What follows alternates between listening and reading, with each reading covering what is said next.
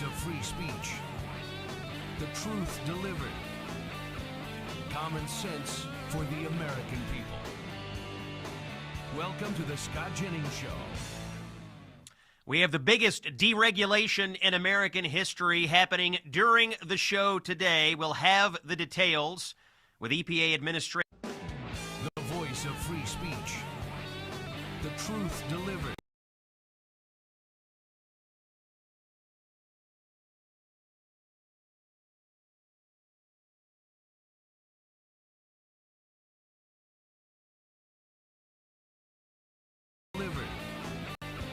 Common sense for the American people. Welcome to the Scott Jennings Show. We have the biggest deregulation in American history happening during the show today. We'll have the details with EPA Administrator Lee Zeldin and President Trump making a huge announcement. White House border czar Tom Homan says mission accomplished in Minneapolis as he ends the metro surge. And the Save America Act has passed the United States House. Will it get through the Senate? We ask Senator Marsha Blackburn of Tennessee in just a few minutes. Today is Thursday, February 12th, the birthday of our beloved President Abraham Lincoln. You are listening to Common Sense for the American people. This is Scott Jennings reporting to you here on Salem. Topping the news this hour, White House border czar Tom Homan announced this morning in Minneapolis that Operation Metro Surge has ended there and that it is mission accomplished for the federal government. Over 4,000 violent illegal aliens were taken off the streets, plus thousands of lost migrant children were located and saved. Here's Tom Homan, cut 13. In addition to taking public safety threats off the street, ICE here in this state have located 3,364 missing unaccompanied alien children. Children that the last administration lost and weren't even looking for. That's because the leadership of President Trump, these children were located. Homan also spent time debunking the myths that are floating around out there about ICE enforcement. Let's listen to that in cut 12. I want to say something about the various unfounded complaints I'm hearing about ICE enforcement operations. During the surge operation, ICE has not arrested anybody inside a hospital. We have not arrested anybody inside of a school, an elementary school. We have not arrested anybody inside a church. As a matter of fact, the only ones that disrespected the sanctuary of a church were the agitators that have been arrested and prosecuted, and so far we have 9 of them. However, those locations are not off the table. I said from day one, there's no sanctuary for a significant public safety threat or national security threat. But as far as those stories about ICE going into churches and arresting people in hospitals, it simply has not happened. And if you have a case where it happened, then you let me know. Because all the digging I've done here, I can't find a single one. A lot of propaganda, but there's the truth from Tom Homan. So why is he able to end the surge in Minnesota? Well, ultimately, it's cooperations agreements with local sheriffs and jails. Homan went there, and he got it for the president. Last night on the floor of the U.S. House, the Save America Act passed. The vote was 218 to 213. All the Republicans and one Democrat, Henry Cuellar of Texas, voted for it. I wound up in a wild debate on CNN last night over this. Bottom line, what I've learned this week is that Democrats, the American left, think that if you are black, married, female, or rural, you are too stupid to figure out how to show an ID and vote. Take a listen to cut 15. Many Americans don't have access to their birth certificate. Many women, a majority of women who change their names for marriage have to provide additional proof that they've changed their legal names in order to register to vote. I have heard Democrats Scott, why don't you actually respond to the substance of what I'm saying? I am, and as the substance opposed is to making this about something that it's not. You're saying, it's not just about voter ID. married It's women, also about black who has voters, access and rural people to... are too stupid to figure out how to register to vote. No, that's not. That is not what Democrats have been making this argument all along. That is so offensive. Democrats losing their minds on this issue, making one specious argument after another. sometimes it's just best to let them unspool in their own words. Here's one of them, Congresswoman Delia Ramirez. She says if you support voter ID, well, you're a white supremacist. Cut 4. Look, as I hear my colleagues on the other side of the aisle, what I hear is the same racist, misogynistic trash, different decade.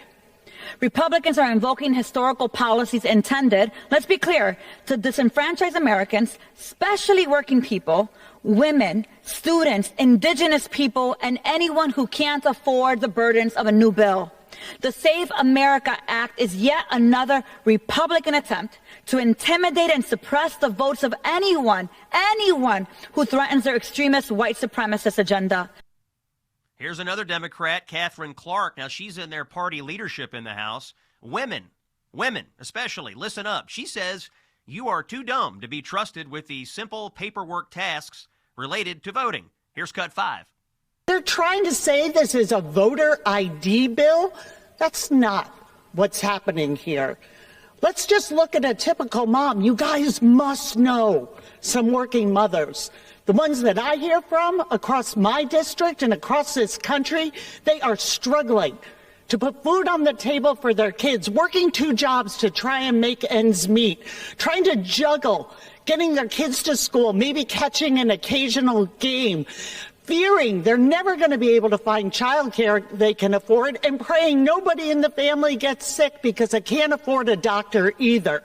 And now you're going to say to those women, because they got married and changed their names, they have to go down to a clerk and prove they're citizens, sign affidavits, do this in person?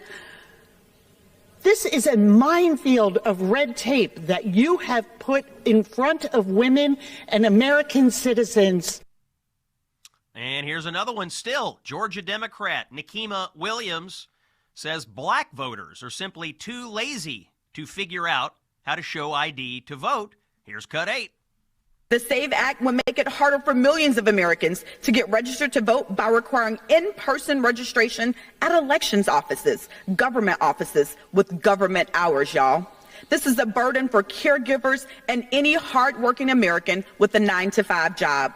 Y'all, the SAVE Act is an unfunded mandate to silence voters. The goal of this bill is voter suppression, plain and simple. I urge my colleagues to vote no on this terrible bill.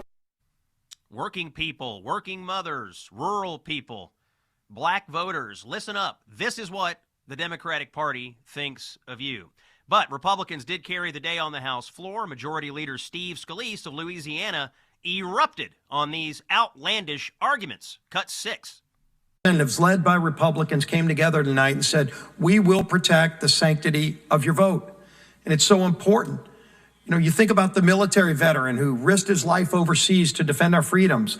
He comes back home and his vote will be stolen if somebody's able to vote illegally. And it happens. I come from a state where our elections commissioner was sent to federal prison. We all know it goes on, and how can you protect it? And then when you listen to the arguments by the Democrats, it was some of the most embarrassing, hypocritical debate you could hear. They're talking about voter suppression. Well, let me tell you, and it's been brought up. Try getting on an airplane and flying home tonight without showing a picture ID. Try going into a bar without showing a picture ID. Try getting into the Democrat National Convention without showing an ID. All right, what happens to the Save America Act now? Well, it's on to the Senate, and Senate Majority Leader John Thune is now co-sponsoring the legislation. He was on Fox this morning, cut 16.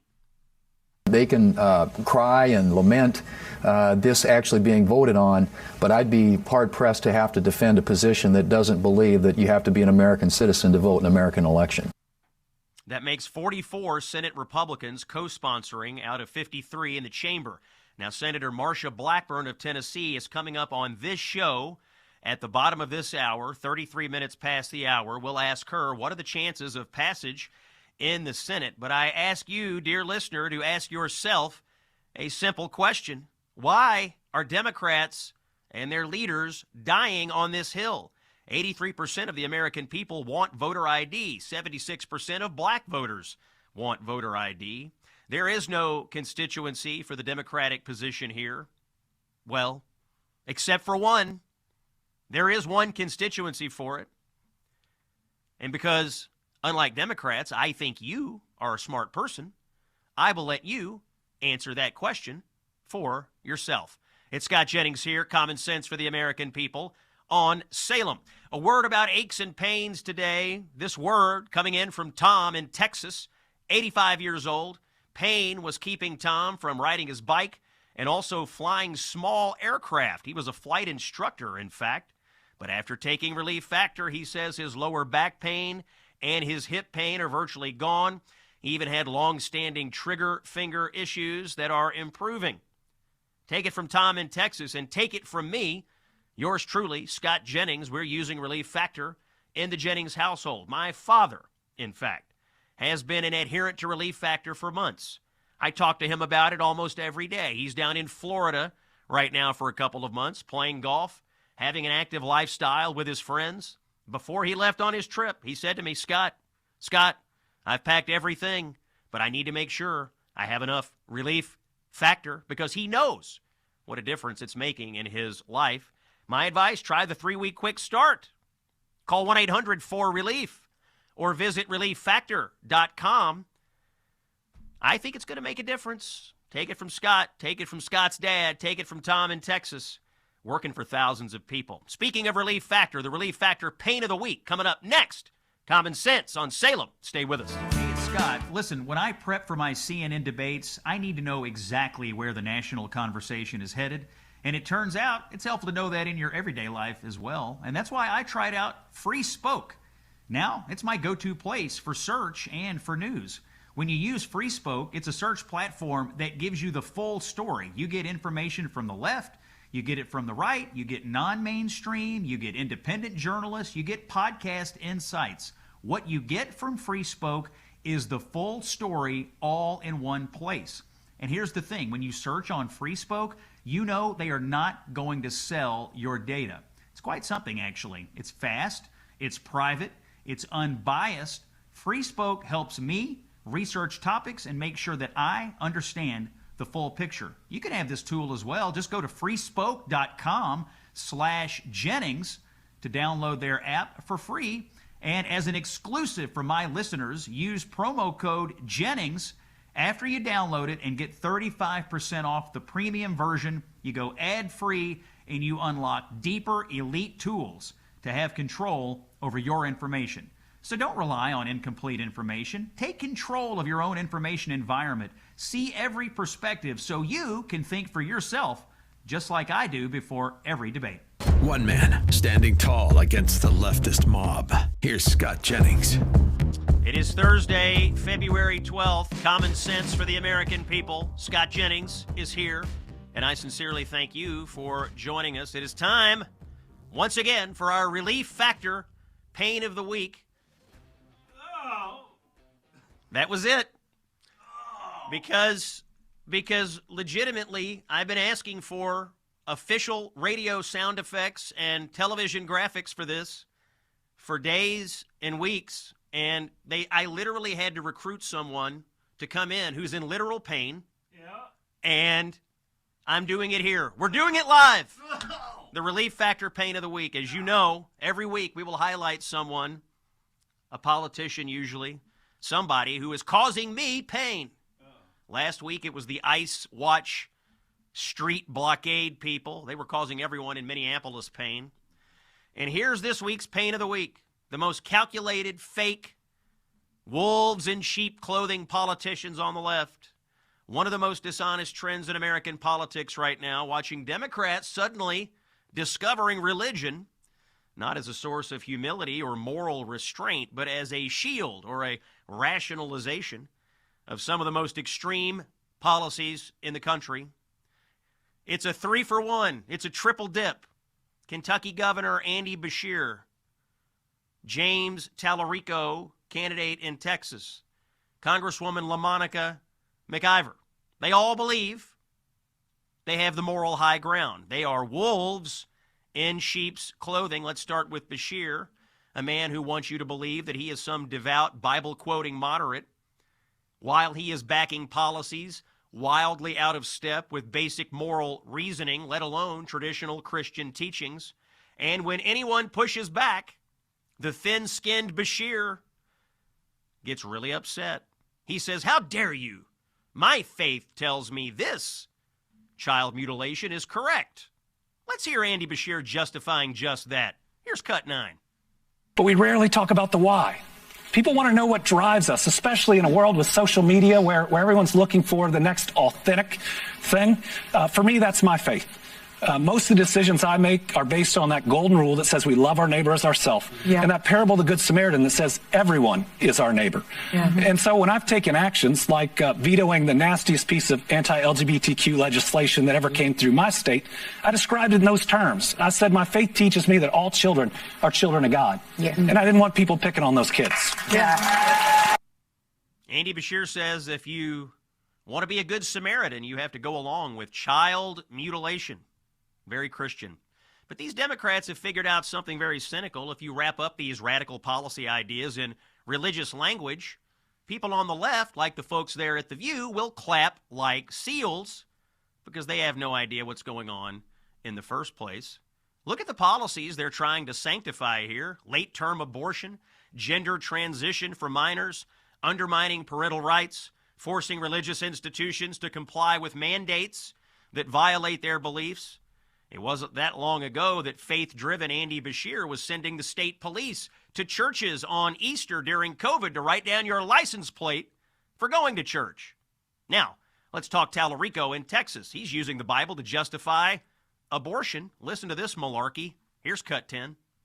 But I say all this in terms of, in context of abortion because before God comes over Mary and we have the incarnation, God asks for Mary's consent, which is remarkable. I mean, go back and read this in Luke.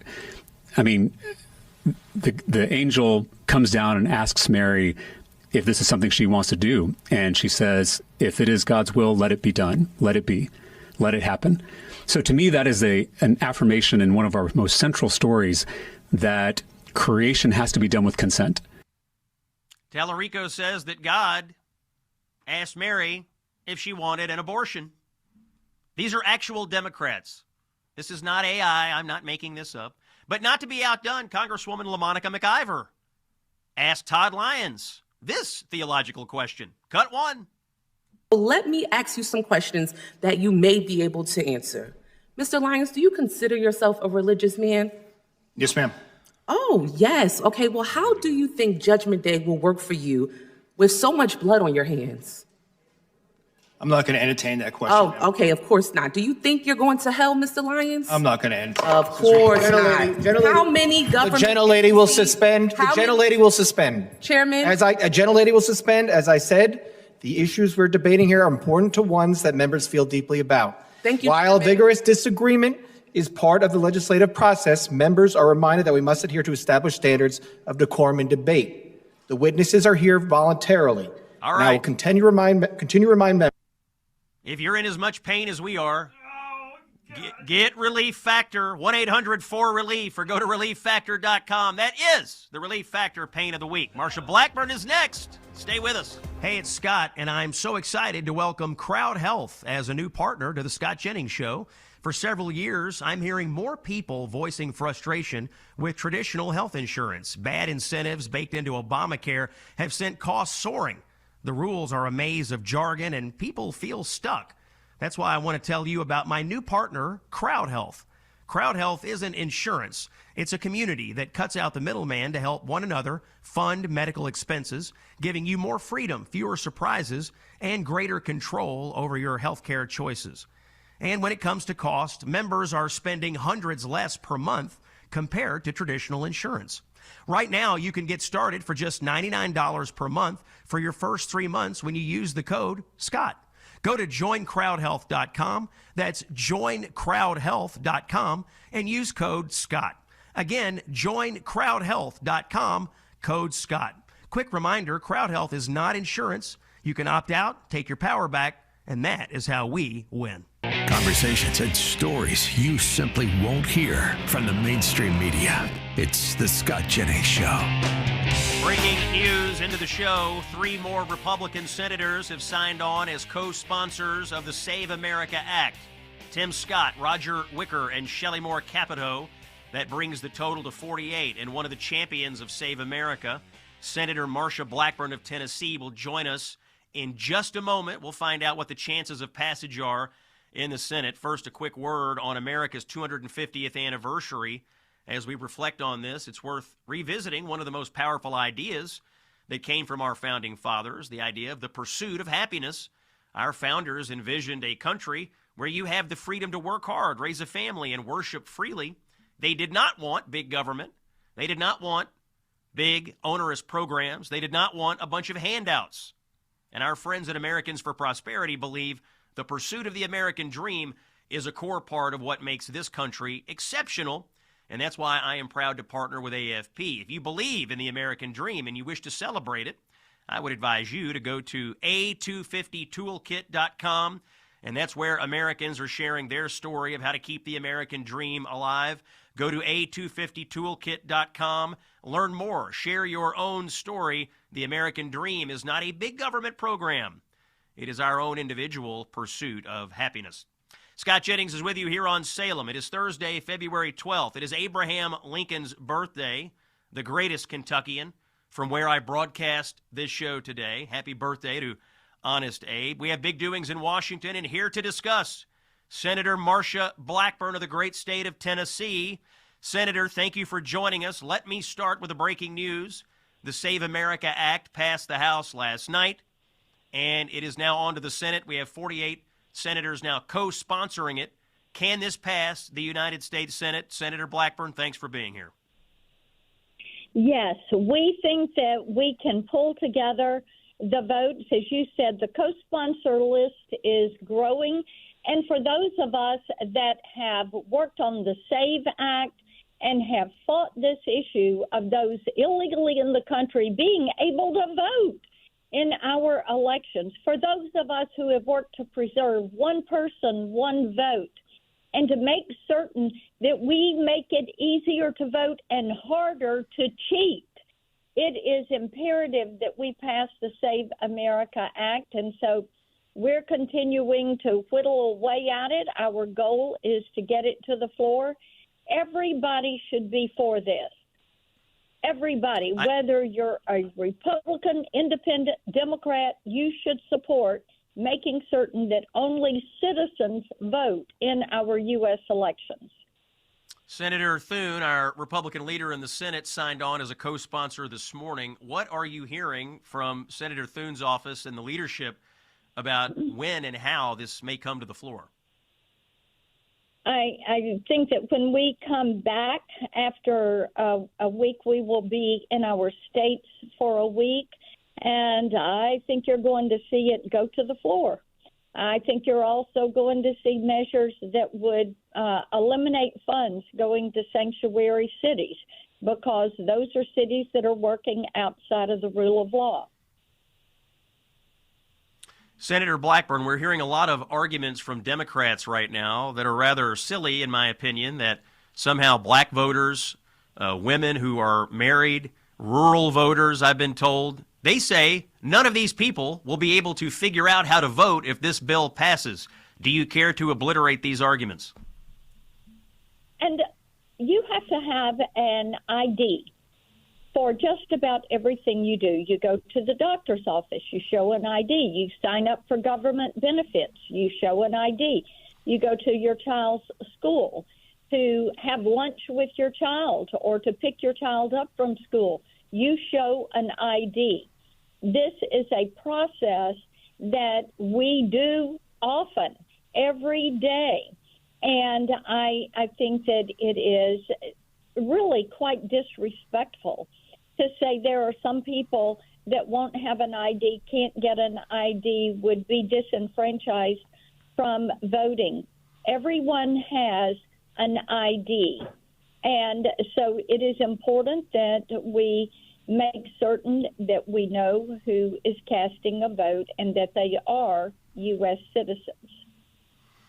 Senator Blackburn, you have, switching gears to healthcare topics, you have long been a vocal supporter and a leading sponsor of what we call PBM reform. PBMs are pharmacy benefit managers, something of a middleman in the purchase of prescription drugs for consumers. This was signed into law recently by President Trump after a very long fight. Can you tell us about this PBM reform and how it is going to benefit consumers, how it will lower drug prices for the average American? Yes, Scott, thank you so much for asking about that. Pharmacy benefit managers are the middlemen, as President Trump appropriately calls them. And what they do is take the rebate from the pharmaceutical company for themselves and split it with the insurance company, and the patient ends up paying the full price.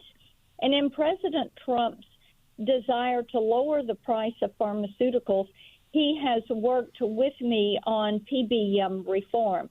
And after several years, we were able to get it across the line. Here is what it will do. It puts these pharmacy benefit managers at a flat fee. In other words, instead of getting a $100 rebate, they will get maybe a $5, $7 flat fee for processing that request for pharmaceuticals. Also, there's a provision called any willing provider. What we have seen is the consolidation in these PBM markets where they restrict certain pharmaceuticals, and maybe your doctor tells you you need a certain pharmaceutical and they won't give it to you. They only give you what they want you to have, and they tell only go to one of the big pharmacies to get it. You can't use the pharmacy in your local hometown, the independent pharmacy. So this is an any willing provider provision, which means if you live in rural America, you can go to the pharmacy in your hometown and do business with them. And if the doctor says you need a certain thing, that pharmacy can get that certain thing for you. So this is a big win for healthcare freedom, for individuals to be able to get the pharmaceuticals they need when they need them, where it is most convenient for them to get them. Thanks for that information on PBM reform. I think this was undercovered, frankly, and it is a huge deal, as you mentioned, especially for rural America. Shifting gears and revisiting an old topic, the Arctic frost situation. You remember Arctic frost. This was the uncovering of the Biden administration spying on Republicans across Washington, including many members of Congress and the United States Senate. Senator Blackburn, there was a hearing on Arctic frost, an update on this week. Can you give us an update on what we have found out additionally? Oh, yes. You know, I chaired this hearing. It is the first of the hearings we are doing to look at what happened with Arctic frost. And we had the telecom companies, the wireless companies, Verizon, T-Mobile, and AT&T in front of us. And as your audience knows, they turned over phone records of several members of Congress, plus 430 individuals and organizations, all conservative. And the one thing of the people that Arctic frost went after, all of us were conservatives and all supported President Donald Trump. This was all part of the fishing expedition on President Trump. So we were able to move forward with the hearing to find out why they did it. Jack Smith actually went to court and got a court order, a subpoena for our telephone records, the tolling records.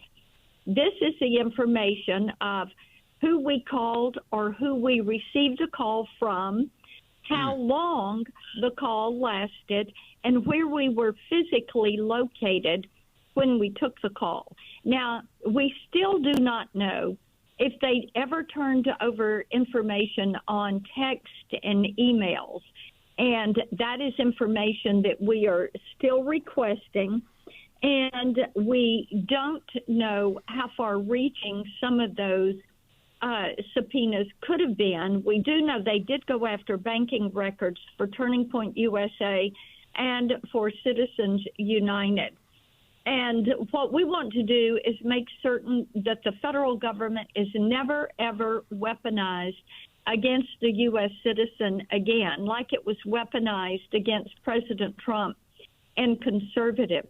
And we also know that Judge Boasberg gave a subpoena to get our records. DOJ legal told Jack Smith there were problems with abridging the speech and debate clause. In doing this, he did it anyway, and to make certain we never found out about it, he had Judge Boasberg slap a non-disclosure order on top of the subpoena, which meant that the telecom companies could never tell us. And of course, here we are, and we've had whistleblowers who have brought this information forward, and now we know what they did. It was not only unethical, it was illegal. It infringed on our privacy, on the Stored Communications Act.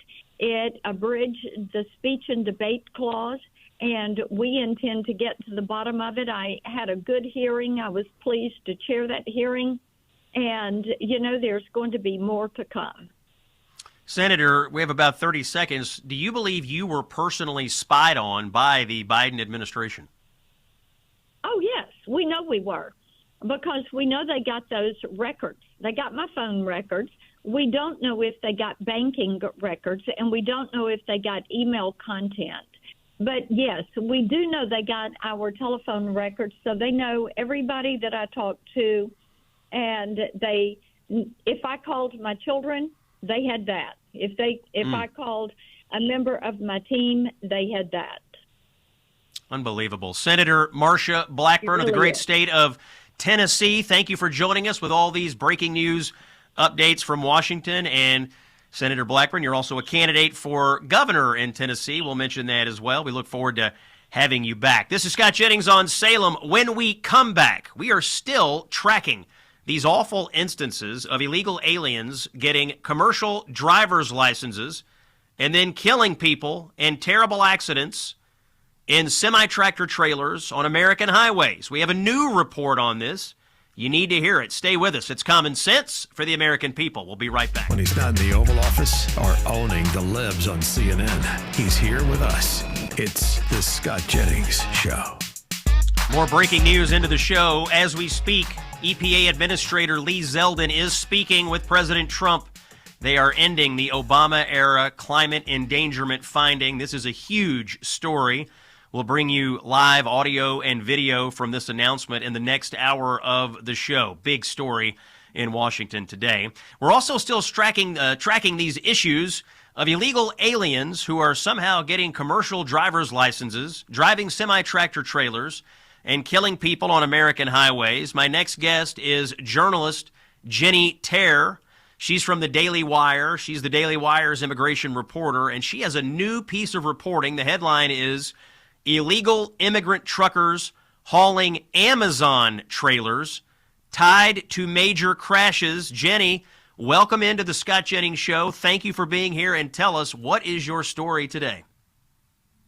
Thank you for having me, and thank you for covering this really important issue. You know, we've seen over the last few months, time and time again, these illegal immigrant truck drivers getting into these really devastating crashes, some that have tragically turned fatal. I've been tracking this for that length of time since we started learning about it, from the Harjinder Singh case in Florida to now, when we've just seen this continue to mount. But this is the latest case is involving Amazon trailers. So I was contacted by a woman in Georgia. She had been hit actually a couple years ago by a truck driver, and he was hauling an Amazon trailer at the time.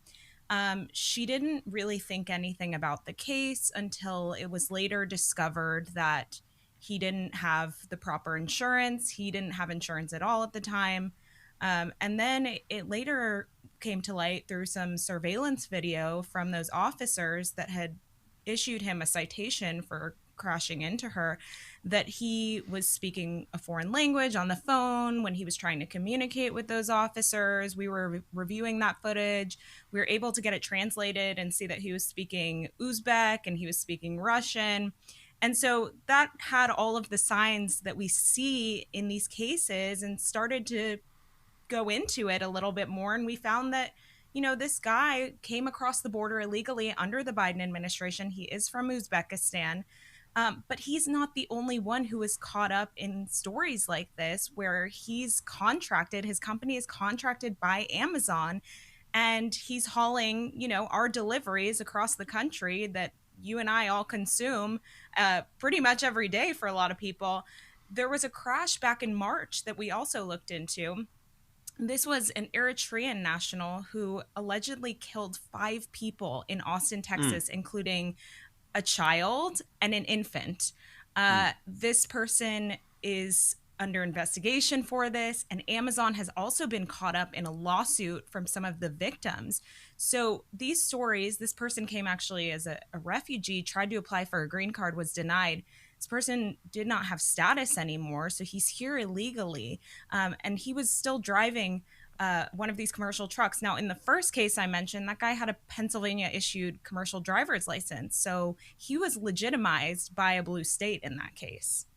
Jenny, you're connecting Amazon to this, and there are a lot of Amazon trucks on the road. Help me understand something. Are the truck drivers who are driving the trucks, are they employees of Amazon, or are they contractors, or how does that work?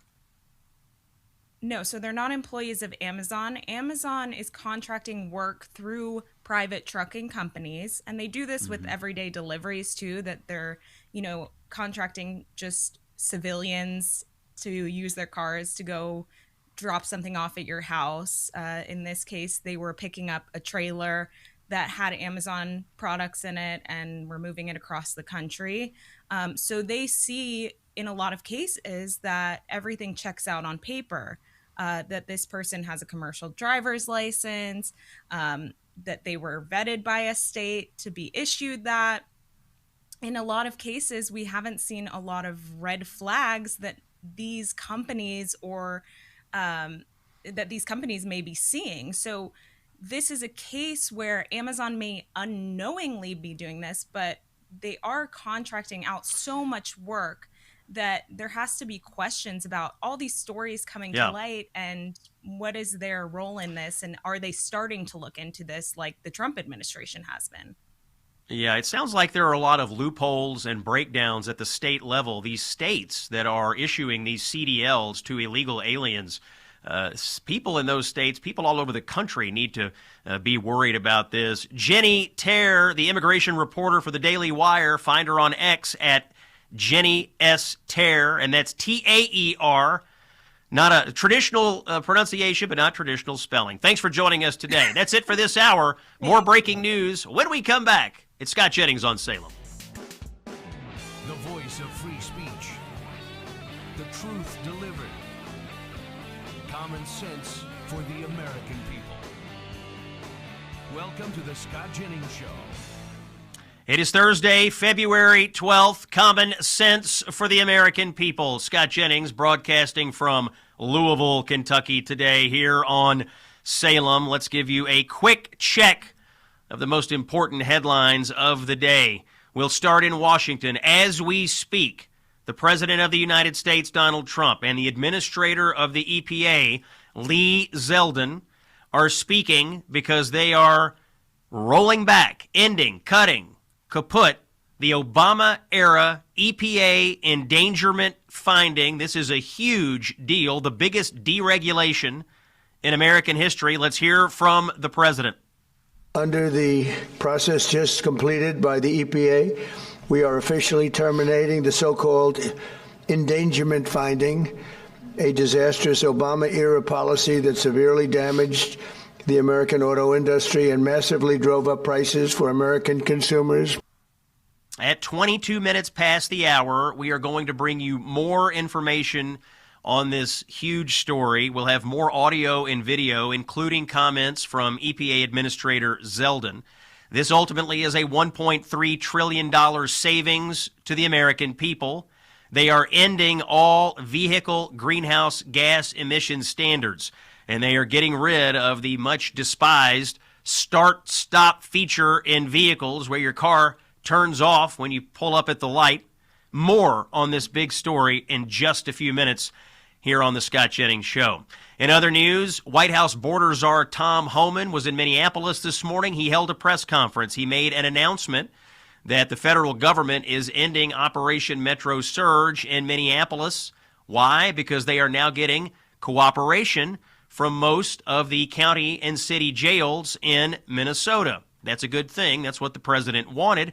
It's making it easier to get rid of illegal aliens in that state. Homan says they have taken down over 4,000 violent illegal aliens out of the state, and they also found, this is a huge number, they also found 3,000 lost migrant children just in the state of Minnesota alone. Sort of makes you wonder how many more kids are out there in states with much larger populations. Also, Washington is continuing to digest yesterday's blockbuster economic data. There was a big jobs report that beat expectations. We got data showing wage growth outstripping the inflation rate. That's critical. And now we find out we have the smallest federal government workforce since 1966. U.S. Treasury Secretary Scott Bessent had this to say about all of it, taking a bit of a victory lap. Here's Bessent in Cut 19. This is what we've been setting the table for all of 2025. I've said that repeatedly. We put the necessary ingredients, policies into place, and now they're starting to pay off. And what's more impressive here is the number that you just gave is the total jobs. There were more than 170,000 private sector jobs, and there was about a 40,000 decrease in government jobs. So as I've been saying since this administration came into office, we are reprivatizing the economy. That was the U.S. Treasury Secretary Scott Bessent. Another area where we're learning more information about the health of the U.S. economy is in the housing market. Right now, median rents in this country, according to new data, are at a 4-year low.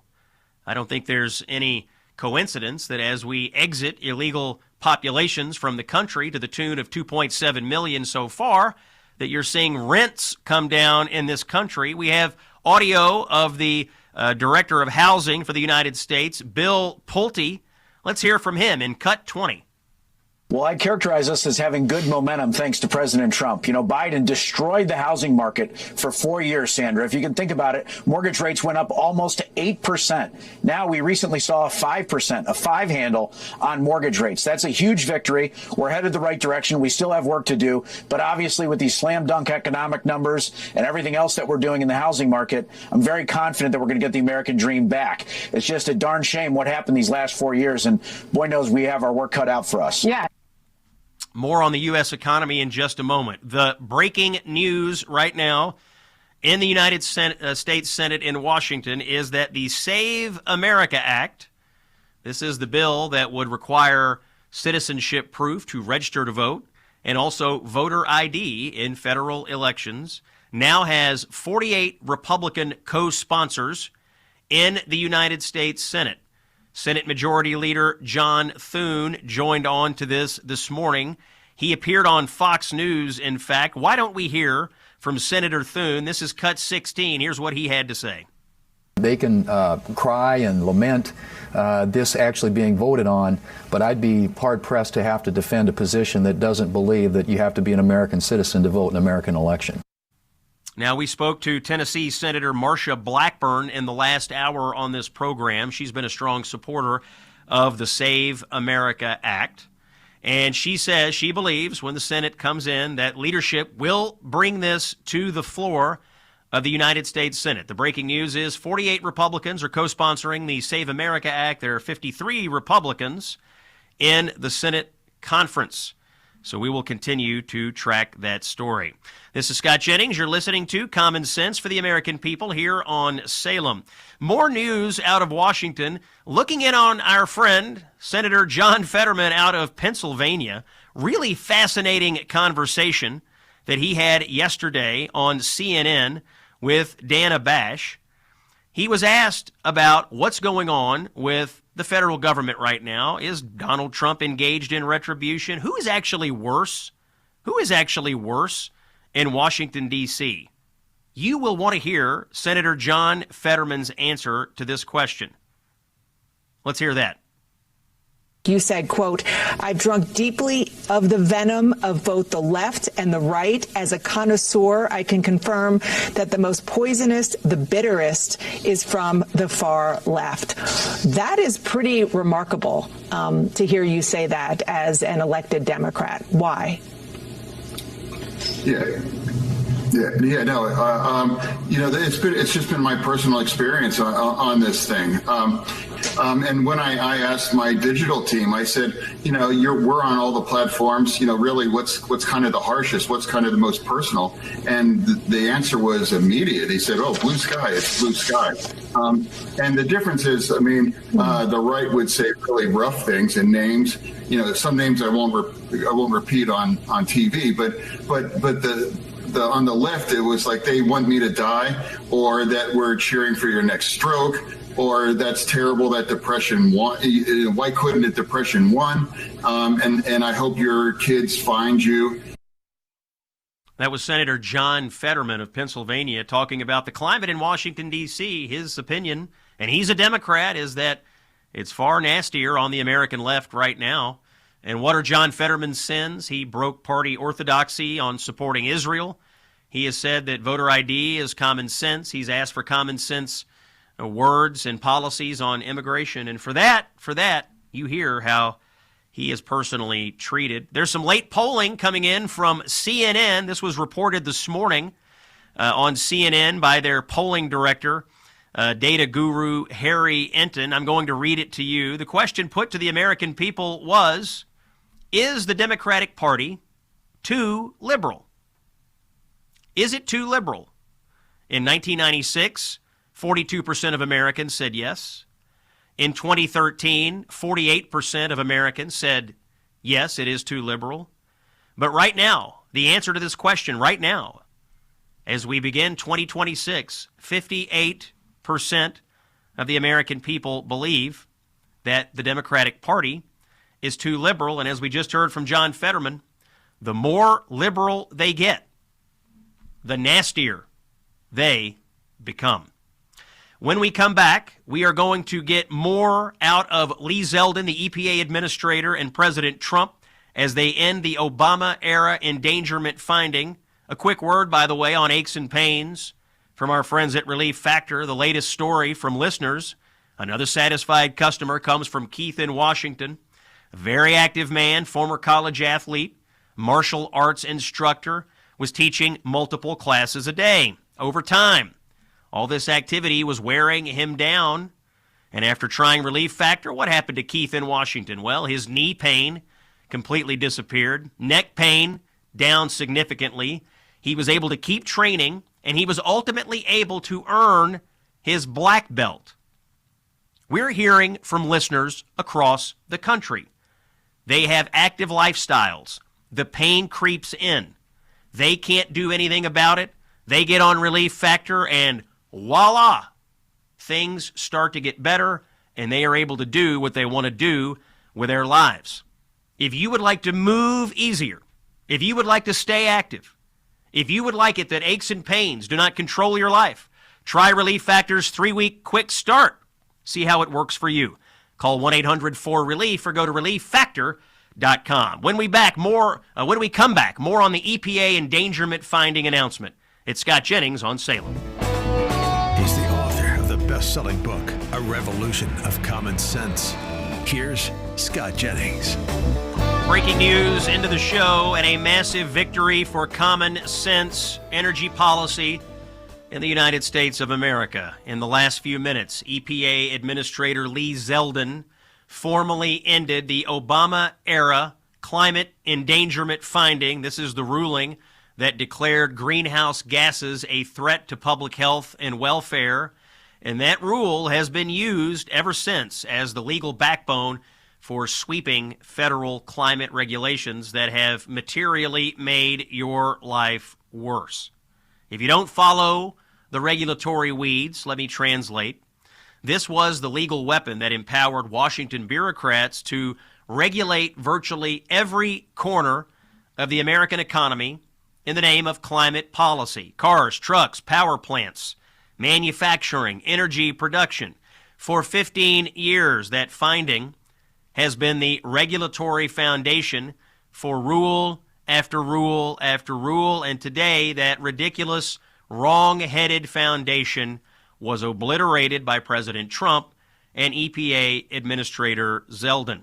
So what does this mean? It means that unelected regulators don't get to unilaterally restructure the American economy without Congress. It means that the regulatory straitjacket on coal and natural gas and American manufacturing just got looser. And it means that we start making energy decisions based on reliability, affordability, and national security, instead of on climate ideology drafted by progressives in conference rooms. This is about restoring balance for the American people. Because here is the absolute truth. You cannot run the greatest economy in the world on hope and windmills. You need baseload power. You need energy that you can count on at 2 o'clock in the morning on a cold January day. You need energy that keeps hospitals running and factories humming and data centers online. Now, some people think the damage has already been done. The Obama-Biden legacy is one of shutting down coal plants and driving up prices while endangering grid reliability.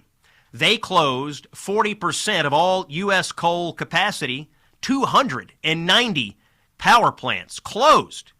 And folks, if you're wondering why your electric bill went up, that's why. But that brings me to yesterday, where at the White House, President Trump hosted a major event celebrating the return of American coal and energy workers. Let me tell you something, coal is not dead. Let's hear from Peabody CEO Jim Gretsch. He was there. He spoke about the importance of coal to grid stability and energy security. Cut 22. Mr. President, we stand here today representing the thousands of coal miners across the country to express our deep gratitude to you, sir, for the actions you've taken to support our industry. Your leadership and decisive actions have sent a powerful message. We have a president who, more than any other, deeply understands the importance of coal in supporting the future of this nation. It's the part that climate activists never want to talk about when demand spikes, as it has recently, when the wind isn't blowing, when the solar output drops, coal and natural gas and nuclear and other things, they keep the lights on. That's not politics, folks. That is just physics.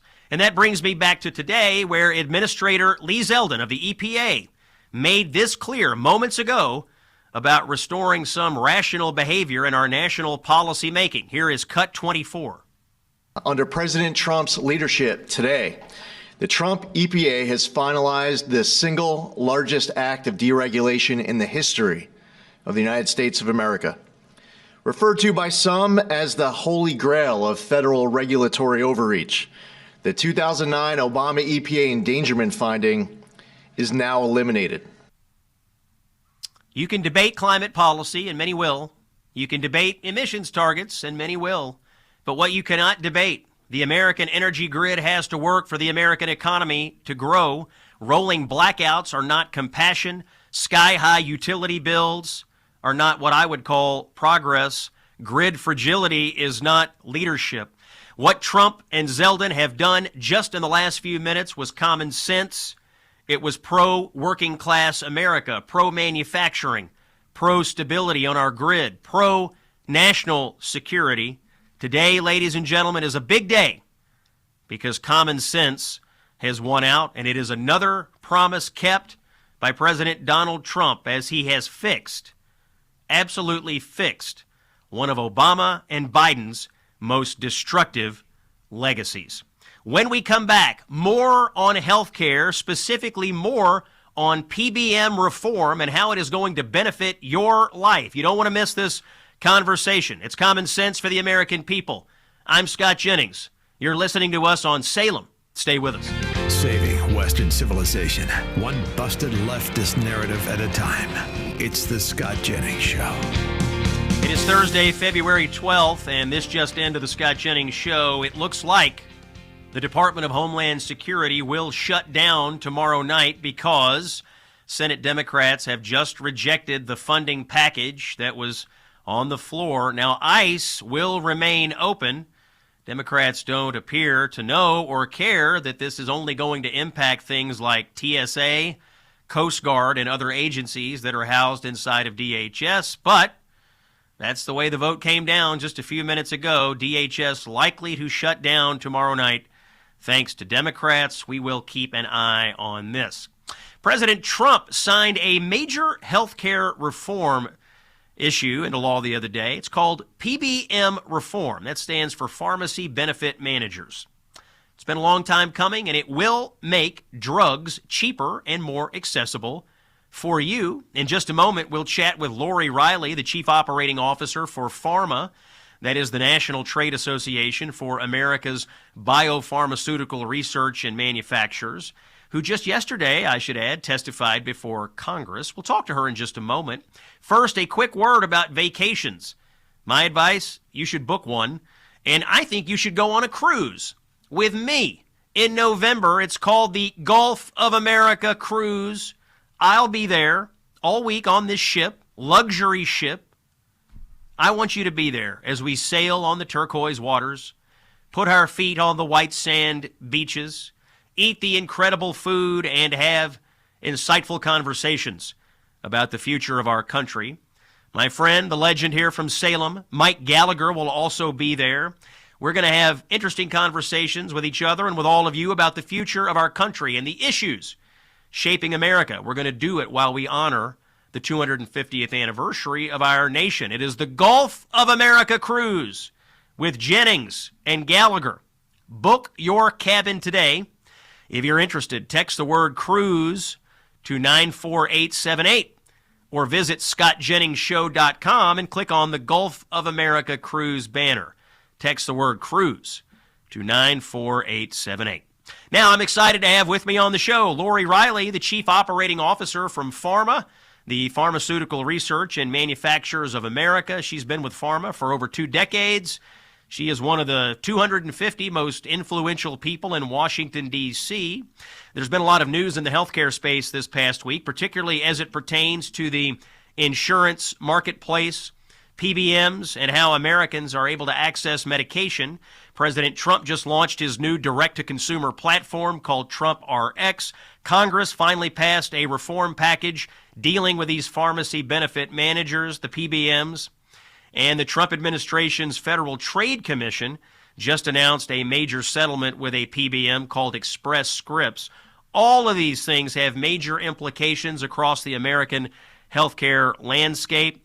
And Lori Riley is one of the few people that I think can help unravel it for you all. She testified before Congress yesterday. Lori, thanks for being here on the Scott Jennings Show. Scott, thanks so much for having me today.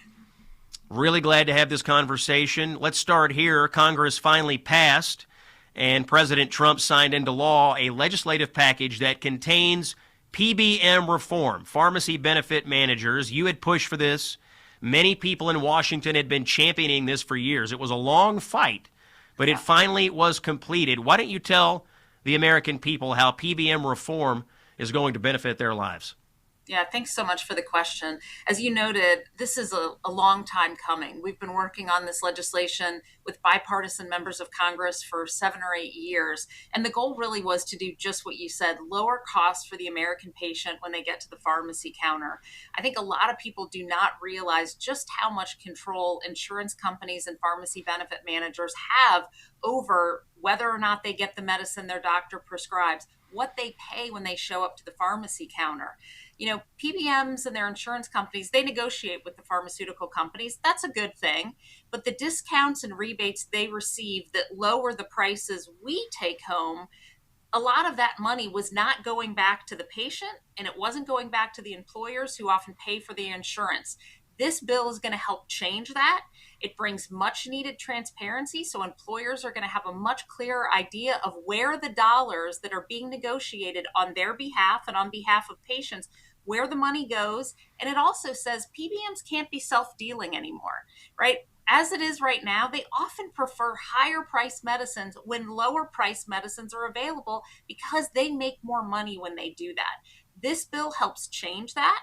And it says, you know what, we're going to pay you a bona fide fee for what you do, but no longer are you're going to be able to make fees that are attached to the list price of a medicine, which not surprisingly means that they prefer medicines with a higher price than those with a lower price, which is not in the best interest of patients. Lori, for the record, will this PBM reform lower prices for the American people, and will it improve access to medications? Yes, I think this is a really, really strong step. More work to be done. I'm going to be honest with that. This is the beginning, I think, of a much needed work. But as you noted, both the Department of Labor under the Trump administration recently announced a proposed rule that's going to take this even further. And for the first time ever, the Federal Trade Commission entered into a very large consent decree with one of the largest insurance PBM companies that require them to do a whole host of things, all with an eye towards lowering what patients pay at the pharmacy counter. Yes, you're referencing the Federal Trade Commission announcing a settlement with one of the big three PBMs. It's called Express Scripts. As you noted, this will have a big impact on the healthcare sector. Tell us a little more about that. Why should people pay more attention to this? I feel like this is one of those things that we discuss and maybe folks don't deeply understand it, but this is part of the machinations of government that really make an impact on what people are paying for their health care. Totally agree. You know, today, half of every prescription drug dollar spent in the U.S. goes to someone other than the companies that invent the drug and manufacture the drug. So think about that. We take home about half of every dollar sold. The other half goes to someone in this convoluted supply chain that is taking money out of the system. One of those big players is pharmacy benefit managers and their insurance companies. Today, 1 out of every $4 of a branded medicine that is sold in the U.S. goes back in the pocket of a pharmacy benefit manager and their insurance company. And that's $170 billion a year. If we take that money and instead of it going back in the pockets of a PBM and insurance company, and instead goes into the pockets of the American patient, we can lower what people pay for their medicines in the U.S. These kinds of reforms are really, really necessary right now to address some of the affordability issues that American patients are facing.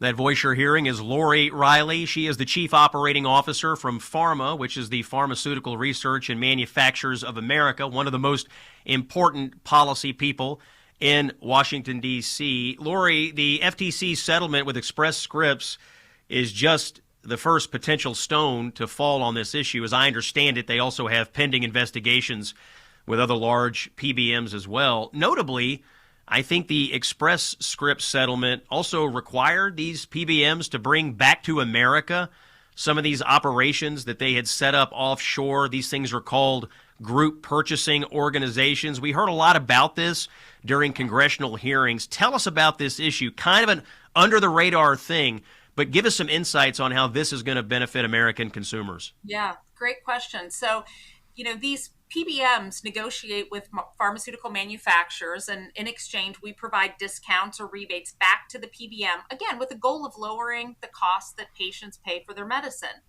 Over the last couple of years, more and more people have become wise to the fact that they were getting billions and billions of dollars in rebates and discounts that were going back in their coffers, but not all of that money was getting shared back with the employers that were paying for the health insurance or with the patients that needed the money. So what they did is set up these offshore operations. They're in Dublin, Ireland, and Switzerland, out of sight from the employers, out of sight from the regulators, and started collecting fees from companies. They said, hey, people know about the rebates. Let's move our money-making operation to instead ask companies for fees. And these fees that we then now have to pay to these PBM GPOs are, again, out of sight of the regulator, out of sight of patients and employers. Those were going back into their coffers and not being used to reduce the cost of what they pay at the pharmacy counter, what their premiums were, et cetera. So the Federal Trade Commission said, hey, time to move those back to the United States and have them be under the applicable rules and regulations that any company that operates in the U.S. would have to abide by. Okay, Lori, I'm just going to tell you as a lay person and on behalf of the American people, there's a lot of acronyms here. Yeah. There's a lot of terminology that most people aren't using on a daily basis. It sounds to me, and I hope this is true, it sounds to me like what President Trump and the Congress has done here is begin to unravel something that's extremely complex, something that's completely opaque to most consumers, and this unraveling is going to lead to lower prices and more access for the American people. Is that how you would describe it? That's exactly how I would describe it. I think over time, this system has gotten intentionally complex, intentionally opaque, and that is being done again, so that most people give up. They say, I can't understand this system. Right. I don't know why my medicine isn't covered. I don't know why I'm paying what I'm doing.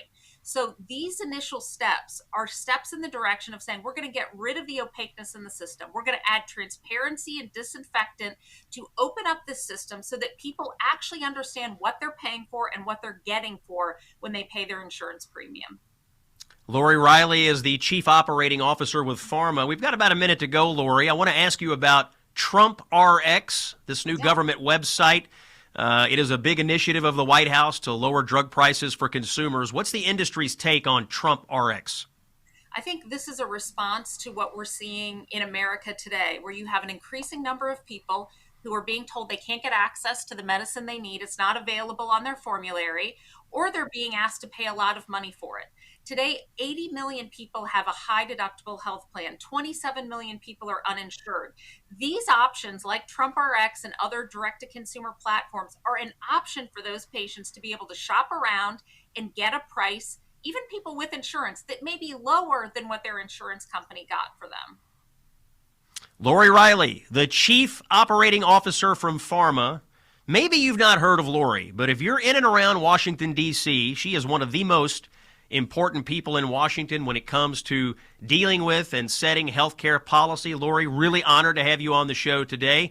We appreciate your perspective, and we'll hopefully have you back in the near future. Awesome. Thank you, Scott, so much. Okay, Lori, thank you. This is the Scott Jennings Show. You're listening to us on Salem. I want to give you a word about some new friends of mine. They run a company called Patriot Mobile. When it comes to wireless service, here's what you may not know. You can actually choose a wireless company that shares your values. In fact, they invest in your values. It's called Patriot Mobile. They are a wireless provider, but they're more than that. They're an activist organization that funds their conservative activism by selling top-tier cell phone service. They'll do what other companies are afraid to do, and that's actually invest in their own values. I know the executives of this company. I've met with them. I trust them.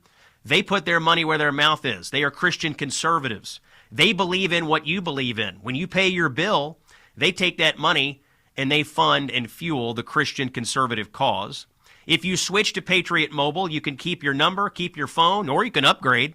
My advice, take a stand today. Go to patriotmobile.com/Scott or call 972-PATRIOT and use promo code SCOTT, and they will give you a free month of service. patriotmobile.com/Scott or call 972-PATRIOT. Make the switch today. When we come back, Kentucky Attorney General Russell Coleman is here. It's Common Sense on Salem. Stay with us. The very definition of never back down. Here's Scott Jennings. Home stretch here on Thursday, February 12th, wrapping up the show today with a good friend of mine. He's doing terrific work defending children from the dangers that lurk on the internet. Welcome back to the show, Kentucky Attorney General Russell Coleman. Russell, thanks for being with us.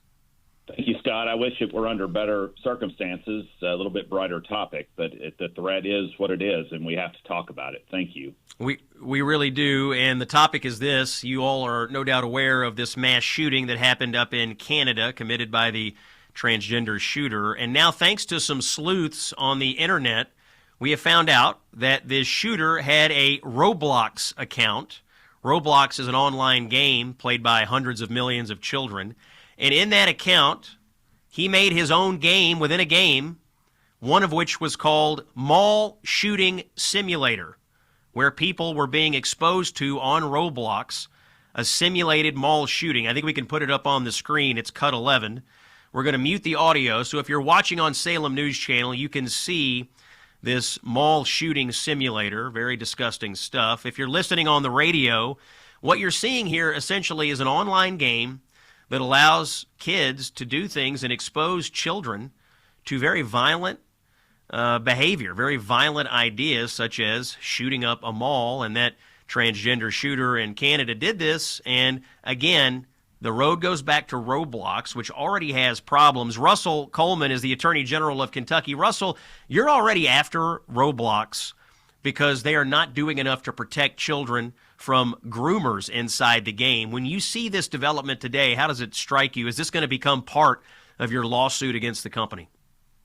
Let me just start with where I will finish, Scott, and say the only safe way to mitigate this threat is to get your kids off Roblox. If there's one thing that parents hear, grandparents, get your kids off Roblox. What your listeners and viewers are seeing is one of the dual threats. The content that Roblox hosts, it calls itself these experiences.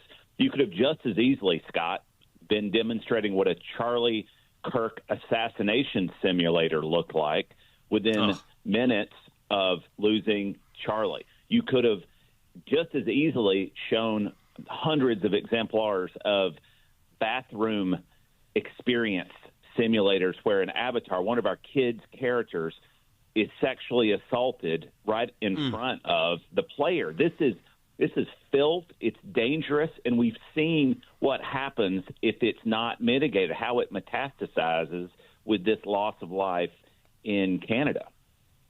Russell, you are one of the leaders in America going after Roblox here. It's obvious that you don't think they are doing enough to protect children. Give us an idea of the scope and scale.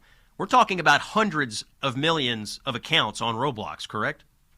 It's stunning. 380 million users a month. That is an incredible number. And so many of your listeners, viewers, will recognize that cartoonish, seemingly non-threatening image that you've seen your kids and your grandkids. It looks safe. Scott, I even heard one of my colleagues, a tough prosecutor, an attorney general from another state, a mom, say when we were being briefed on this, oh, Roblox, that's the safe one, isn't it? And it is not safe. Clearly, it's not safe because of the content, like this filth we saw up in Canada that's just emerging. But the other threat, Scott, is Roblox is a playground for predators. It is not only hosting this horrendous content, like the mall simulator, allegedly, but it's also allowing young people to sign on and appear to be older. And more threatening, it's allowing adults to sign on and pretend to be kids, start talking to our kids, and get them off of Roblox to an encrypted platform that's even harder for law enforcement to engage in.